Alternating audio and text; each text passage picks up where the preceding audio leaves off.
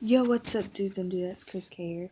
I figured I would do a part 2 of the reading spooky stories. As you know, pretty sure I will put up a part 3, and that one's going to be a very special video if it does get done. Anyways, this first story is based off of something that's very, very real. I actually did a little research after I first read it. It's called The Suicide King. Don't worry. It's about playing cards. You'll see why soon. Modern playing cards are filled with layers of meaning and symbology that can be traced back centuries. The Four Kings, for example, are based off of real rulers. The King of Diamonds represents the wealthy Julius Caesar. The King of Clubs is the brutal Alexander the Great. The spades represents the strong but kind David of Israel. And the hearts represents the emotionally disturbed, shall we say, Charles VII of France. This is the king that we will be dealing with in the story. It should also be noted that Charles was the only one of the four who was actually there to see the day that his face was printed on a playing card, which may rationalize why he acted apart from the others. Charles Visage was put on the King of Hearts at the very beginning of his rule, but he never really got a chance to come into contact with playing cards until many years later when he became very ill with a fever and was informed that he would be bedridden for the rest of his life. It was during this period that Charles began learning card games to pass the time, such as an early version of blackjack. It's written in French, and I know some French, but I'm not that good at actually saying it. I can write in French, but I can't really speak it well. But it is the game 21. Charles lay in his bed for 2 years, constantly fiddling with the cards and always getting weaker. As time continued to pass, there were reports that Charles had become obsessing over the idea that the king being the 13th card in a suit was causing him bad luck. He talked about how he was starting to see the number pop up everywhere and that he was close to figuring out its secret. Of course, his ramblings were blamed on the fever, and by the end of the second year, he had been declared insane and his son, Louis XVII, took over the throne. One day, several months after the end of his reign, one of Charles's physicians went to his chamber to find the frail old man standing in the middle of the room, wielding a large sword. Before the doctor could react, the king said, again, this is in French. I'm gonna try to say it, but if there's any French people who watch my videos, you might be a little triggered because I might butcher it. Il m'a montré la vérité d'être, et il n'est pas signifié pour les yeux mortels. I knew I would butcher that. I'm pretty sure I butchered that. I butchered it hard. And it roughly translates to, they have shown me the truth of 13 and it is not meant for mortal eyes. Without hesitation, the king proceeded to ram the blade in through the left side of his head between the ear and the temple, so I guess like right about here, like right where you're at, like right across from your eyes. And and he rammed it through the left side of his head until it came out the other side. He wavered a moment before collapsing to the floor, dead. After the incident was announced and it was made public that the king had gone mad, the image of Charles on the King of Hearts was altered to show himself offing himself. Although the picture is now shown significantly less graphic, the image of Charles thrusting a sword into his skull can still be found on modern-day playing cards. Perhaps the strangest part of the whole story is the day that Charles chose to kill himself. The date was 7/6/1462. Whether or not it was intentional of the king, the facts that 6 plus 7 equals 13 and 1 plus 4 plus 6 plus 2 is 13 can only be explained as coincidences. And now this shocked me when I first read the story. I was like, what?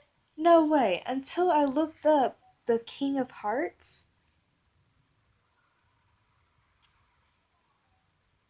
And I looked it up and hold on, I'm actually gonna pull up a picture of the playing card. But sure enough, bam. If seriously, boom. Sorry, I'm trying to line it up with the camera. There you go. The King of Hearts. Oh, I almost dropped it. It was, I couldn't really believe it either. But a real story based off of real life. Ain't that scary? I'm kidding. Ooh, this one is called The Woman in the Oven. Ooh, and it's a short. It's kind of a short one. During the summer of 1983, in a quiet town near Minneapolis, Minnesota, the charred body of a woman was found inside the kitchen stove of a small farmhouse. A video camera also found in the kitchen, standing on a tripod and pointing at the oven. No tape was found inside the camera at the time.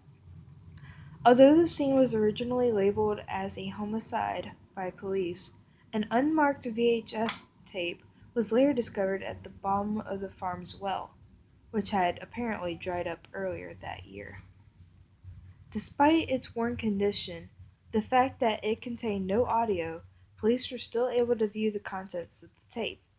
It depicted a woman recording herself in front of a video camera, seemingly using the same camera the police found in the kitchen.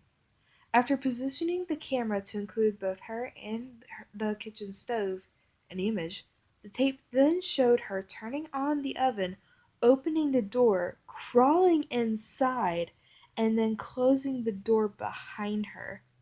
8 minutes into the video, the oven could be seen shaking violently, after which point thick black smoke could be seen emanating from it. The camera then continued the stationary point at the oven for another 45 minutes until the batteries apparently died. Dang. To avoid disturbing the local community, police never released any information about the tape or even the fact that it was found. Honestly, that's kind of smart. I've got to say, that's a little smart. Police were also not able to determine who put the tape in the well, or why the physical stature of the woman on the tape did not in any way resemble the stature of the woman found in the oven. Whew. This is another one that I've already read, but I still am not able to understand the ending of that. Ever. Let's see.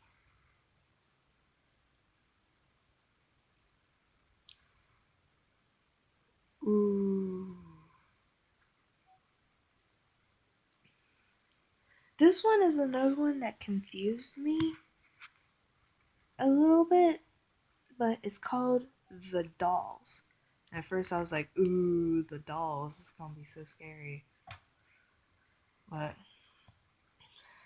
it's a little bone chilling, I've gotta say. As a child, I was always quiet, and my conversations with others would always end up awkward. Because of that, I always preferred to be alone growing up. When I first read this, I was like, did I secretly write a horror story about myself? Because that sounds like me.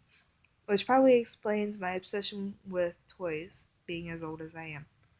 Again, this sounds a little bit like me. They never talk, they just stare. I have to say though, being alone in an apartment full of figurines can be creepy sometimes. However, okay, this has got to be a guy talking. Actually, no. Not. Okay, it could be a girl. I mean, that's not right, but I must shut up. However, being with my girl for almost 2 years, she understands my obsession well, but with this much, she would probably be shocked when she first sees them. That night, she was more than excited to see my house. As we approached the door, she could barely contain her excitement. So without further delay, I swing the front door open. Make yourself at home, I say to her. It's kind of messy, but it's more comfortable than it. Her face was in shock, then absolute terror as she started to scream. I tried to calm her, but it just got worse. I was puzzled. Is she afraid of my toys? I understand it's a bit strange, but is it that horrifying? I take a quick look in my house, but there's nothing horrific. I had to calm her down as the neighbors were starting to come out. With a quick impulse, I quickly drag her in my house as I tried to ease her mind. Her screaming just got louder and louder. At this point, I had no choice but to put my hand over her mouth. She watched me in terror with tears rolling down her face. I turned around and they were all staring at me as well. Dot, dot, dot. I'm alone again. I placed her doll on the top shelf above all the others I've dated. Her look made me feel depressed, so I made it face the wall until I was able to get over it. This confused me because when I first read this, I was like, did he turn his girlfriend into a doll?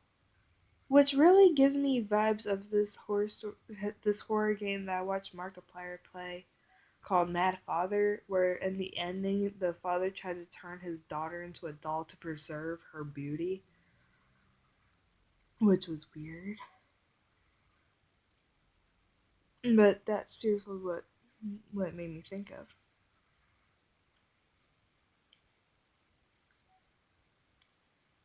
Uh, ooh, this one. This one's. I might save this one for part 3. It's a little. It's. Mm, Same as with that one.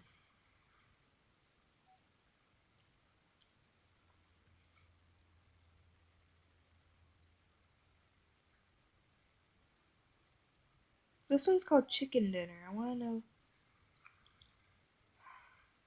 It's long, but it's not too long. A first-hand report of the story originally reported in the Montreal Mirror in 1964. A mother and father decided they needed a break, not having much alone time in the almost a year since their young son Toby was born.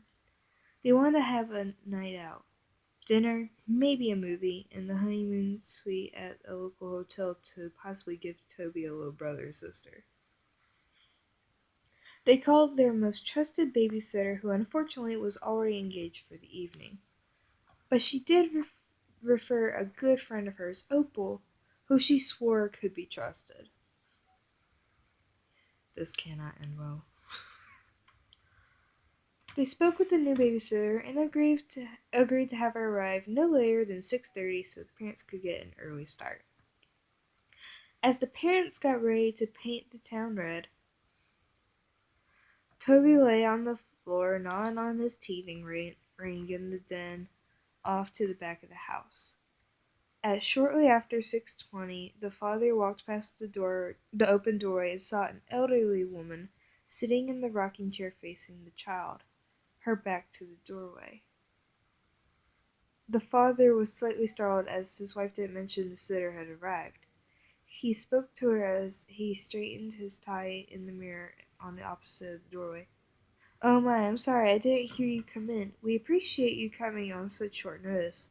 My wife put some chicken in the oven for you. The numbers for the restaurant and hotel are on the counter if you need to reach us. We'll be home around 9 tomorrow morning. Goodbye, Toby. I love you." He hurried down the hallway as his wife was coming down the stairs. Meeting her at the bottom, his wife asked, "What are you saying? What were you saying, dear?" "Oh, nothing. I was just giving the sitter instructions. No, we should hurry so we can make our reservation on time," he replied, grabbing his coat as he unlocked the front door. They went to the car and were in such a hurry they didn't notice the car pull into the driveway not 15 seconds after they pulled out. They proceeded to have the best night out that they could remember. The wife became somewhat concerned shortly after arriving at the hotel when she called home and no one answered. The husband calmed her as he pulled her into bed, kissing her neck. "Don't worry, dear. She's an older lady, and it's almost 10. She must have gone to bed after putting Toby down." Mm-hmm.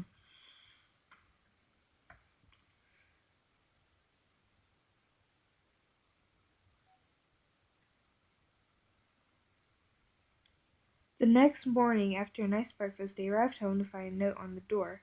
It read, "I arrived at 6:30 as agreed, but no one was home. If you made other plans, I would have appreciated if someone had called me. Opal." The husband gave his wife a confused look as she put her hand to her mouth, and her face turned white. She threw open the door, calling out for her son. There was no reply. In fact, there was no sound at all in the house, just the smell of some burned meat. She ran up the stairs as her husband raced to the back of the house to find the kitchen filled with smoke.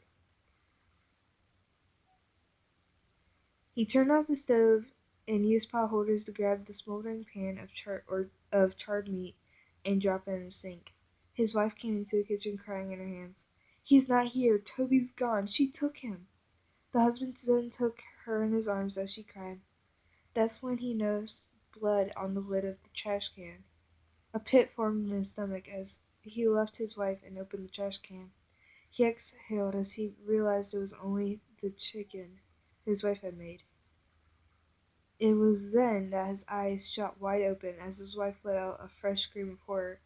As he turned towards her, he caught sight of the melted remains of the teething ring on the bottom of the open oven.